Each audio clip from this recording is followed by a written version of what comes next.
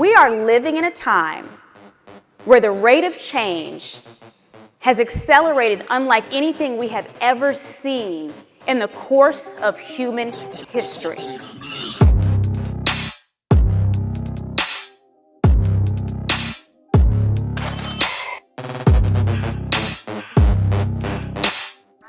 I want to make you question everything you believe.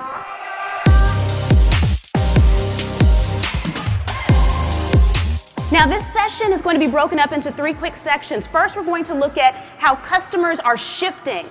Because if we're going to serve people, we have to understand how they're changing. Then we're going to look at some trends. And please understand, I've traveled around the globe and helped all kinds of organizations use strategy for sales. I know that trends are slightly different in different regions. But today, because we have so many global minds, brilliant global minds in one place, we're focusing on the overarching trends. And then lastly, because I don't believe it's helpful to know trends without having tactics. We have to know what to do with this information.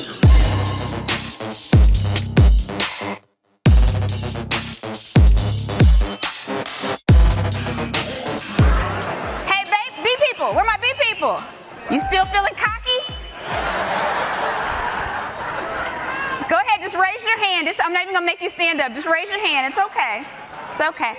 If you selected B, you selected moon seed. Congratulations, you're dead.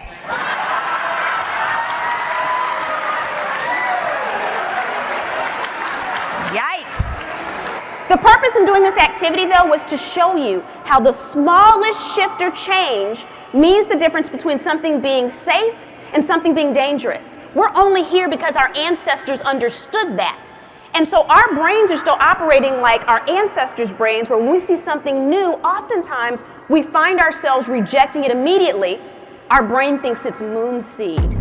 If positivity was enough, most people wouldn't fail at their New Year's resolutions. We're positive about those. We feel good about them. We want to do a good job. It's not enough because we're dealing with brain science behind them. So when we talk about neuroplasticity and learning challenges, the longer you've been doing something a certain way, the more your brain is going to resist trying to change and do it a different way. So we talk about leveraging generative AI, ChatGPT, Midjourney, DALL-E, Whisper, all these different types of technologies and models. For people that have been doing things a certain way for so long, there's going to be some resistance because their brains are actually saying, wait a minute, what are you doing? This is not how this works. And it doesn't matter that they're positive. We have to understand that that's one of the challenges that you're dealing with as you're communicating, and that's definitely something that your clients are dealing with their teams as well. A resistance to change.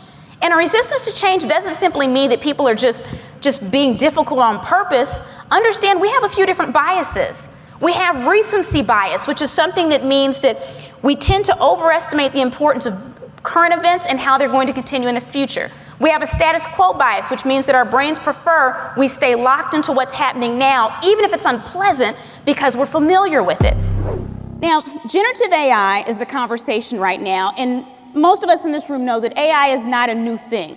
The term artificial intelligence was actually coined in the 1950s.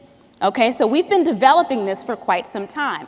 Now people talk about it because of generative AI. And what's fascinating is that about 10 years ago, when people were really talking about AI a little bit more, the whole conversation was, these blue-collar workers had better level up before they lose their cashier jobs. How many of us remember this, right? Oh, these people in the front lines, they better, make sure they get some more skills. We got to upskill them because they're about to lose their jobs. Oh, well. It was kind of this flippant attitude, right? Because the educated, the innovative, they were going to be okay. Let me give you an example of something that's happening right now due to generative AI. There's an organization called Law Geeks, and they're out there, and they won't say this, but they're kind of trying to replace lawyers, okay? Sorry, ma'am, I think you're going to be okay, though. Don't worry, but I'm just letting you know, they're coming for you. And Law Geeks created this generative AI, and they wanted to see if their AI could outperform top attorneys. And so they ran a study where they had the AI, their Law Geeks AI, and a group of attorneys spot check 5 non-disclosure agreements. And when they took all the results and averaged them out, what they found was that the LawGeeks AI was 9% more accurate in spotting issues with the NDA. Okay, 9% more accurate, that's significant. But here's where things get even kookier. It's not just that they're more accurate. It took those attorneys on average 92 minutes to spot check those NDAs. It took the LawGeeks AI 26 seconds. How many of you have manipulated some form of generative AI? Raise your hand for me if you've tried something. So the question is, who owns the rights to what is created? Now, you might think you know the answer. Companies like OpenAI said, well, you do, but you just have to put this little phrasing here. Well, I hate to be the bearer of bad news. So last week, I was speaking in Rio de Janeiro at one of the largest intellectual property conferences in the world on generative AI and intellectual property. And let me tell you, there's still a lot of conversation around who owns what. And if you think that we have laws in this country that have really finalized who can get a patent on what or whose copyrighted work that is, you're mistaken. In fact, all the countries right now are trying to figure out what to do with this content. So what that means is you can generate something today, think that you have a right to it, and then laws that come about 2 or 3 years from now might yank something from underneath you. So the other thing is we have to be careful as we're creating these prototypes, as we're creating this content, as we're creating these images that we're putting on our websites, because we don't know who's going to own this in a few years. We're playing the game as the rules are being written. This is a very simple chart where really it's crossing 2 periods of time over each other. We're looking at things that are both expected to unexpected, things that are not happening and things that are happening. And so when you think about in the planning, things that you expect to happen that actually end up happening, we deal with those things pretty well because we see them coming. It's just us planning for the future based on what we think will happen. The things that are expected and don't happen, we're okay with that quadrant too. You know, I live in the wonderful city of Houston, Texas. Do we have any other folks from Houston here? Yes. It's an exciting city where once every other year the ocean comes on land and tries to kill us. It's really exciting. Do we have any Florida coast people in here too? Yeah, you're with us on that one. And what's fascinating is whenever that happens, when the storm is coming and the weatherman has everyone get prepared, if it doesn't destroy your home as he suggested, people get mad. That's ignorant, right? That's that quadrant, but we'll be okay. Now, the things that we weren't expecting that don't happen, that's our freebie. But where we absolutely get our teeth kicked in is the things that are unexpected but happen to us. But what's interesting about this is that there are very few true black swan events. It's rare that no one expected a thing to happen. Oftentimes, we just didn't expect it to happen. And so now we have to expand the possibilities of what we're looking at that can happen to us in business so that we can cover that quadrant. Data-enabled AR contacts. We're already starting to see traces of this as well, where there's already contacts. There's a company right now called Mojo that already has contacts where you can get some information out of them. But now we're upgrading this technology. So I want you to imagine, just about in any industry, what happens when you look at a thing and you get all the information you need about this item? What does this mean for farming when you're looking at your crops, when you're reviewing your machinery and you see that something needs to be fixed? What does it mean when you don't have to have that specialized knowledge once again, because now immediately at the tip of your eyes, you can get all the information you need? Does this change education? When you can access information this easily and it's popping up in your head or at your eyes what you see? That's something we have to consider. But here's the other question. How is anyone a specialist when everyone can tap into all information?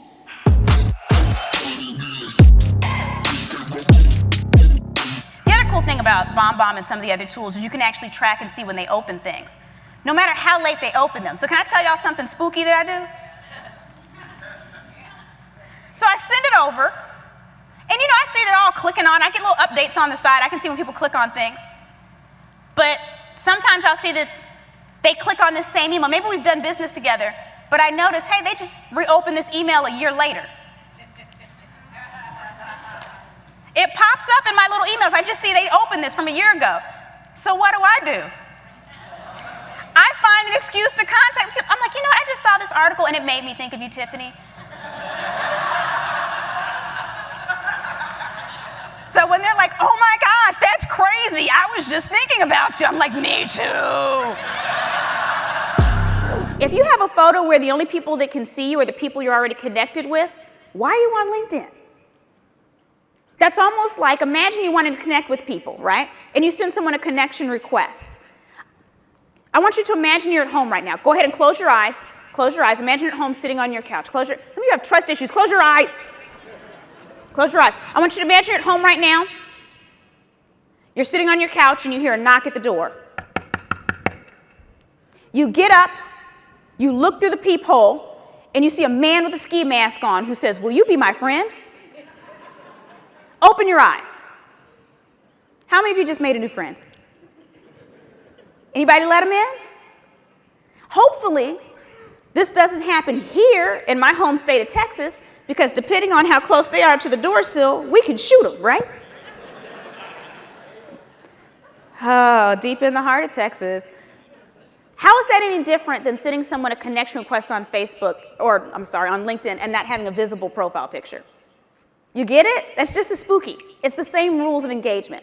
Have that visible picture, but in that headline that appears under your name, get some of your keywords in there and put contact information. It could be an email address or a phone number. The reason why is if someone's searching for those keywords, you pop up near the top of their results, you're going to pop up on a page with 9 other people. For them to contact you, they have to click on your profile, try to send you an in-mail message or a connection request, if they even can. And how many of you in here are great about checking LinkedIn every day? Exactly. You'll miss it. So having contact information right there when all the results pop up, you're already saving them time. They already like you better. We've been waiting to be told what to do. We're waiting for someone to say what the newest trend is, or what you need to get here, or what's coming down the pipeline here, when we could actually create the future we want. We don't always have control over all of the situations around us. But what we can do is make the decision to position ourselves in the most positive light in any future that's coming in our direction. Friends, no one is coming to save us. No one.